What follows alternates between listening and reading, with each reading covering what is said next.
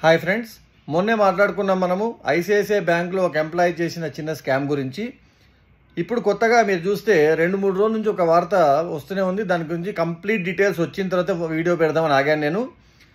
ప్రస్తుతం HDFC bank ఏదైతే one of the అతిపెద్ద కార్పొరేట్ బ్యాంక్స్ ఉన్నాయో ఇండియాలో, ఆ హెచ్డిఎఫ్సి బ్యాంక్ సిఇఓ ఎండి మీద లీలావతి హాస్పిటల్స్ సంబంధించిన ట్రస్ట్ ఏదైతే ముంబైలో ఉందో వాళ్ళు ఒక క్రిమినల్ కేసు దాఖలు చేశారు.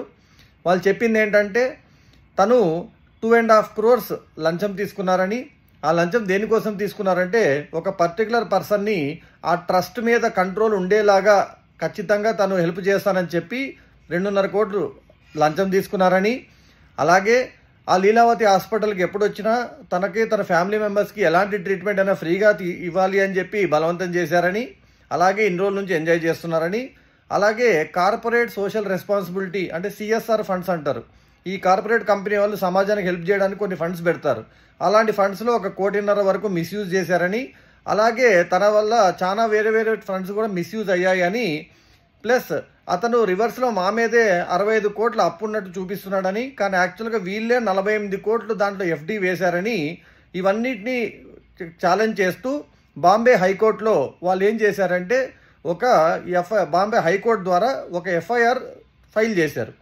ఇప్పుడు ఈ హెచ్డిఎఫ్సి ఎండి ఏం చేశాడంటే బాంబే హైకోర్టు వెళ్ళి నా మీద పడిన ఈ క్రిమినల్ ఛార్జెస్ అన్ని క్వాష్ చేయండి అని ఒక పిటిషన్ పెట్టారు. కానీ ప్రస్తుతం 2 జడ్జిలు ఉన్న బెంచ్ దాన్ని అసలు ఇప్పటివరకైతే పట్టించుకోలేదు. అది అలాగే వెయిటింగ్లో ఉంది.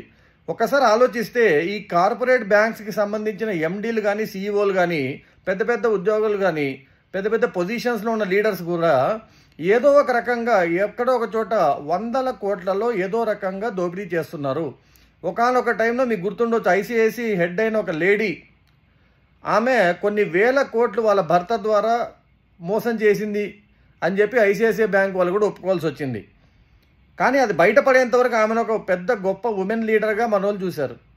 అంటే ఈ కార్పొరేట్ లీడర్స్, ఈ కార్పొరేట్ బ్యాంక్ యొక్క సిఇఓలు వీళ్ళందరూ ఏం చేస్తున్నారంటే తెలియకుండా మన ప్రజాధనంలో కొన్ని 100 కోట్లు వాళ్ళు స్వలాభం కోసం మోసం చేస్తూ తిరిగి ఈ భారం అంతా ఎవరి మీద పడుతుంది? బ్యాంకింగ్ సిస్టమ్ మీద పడుతుంది.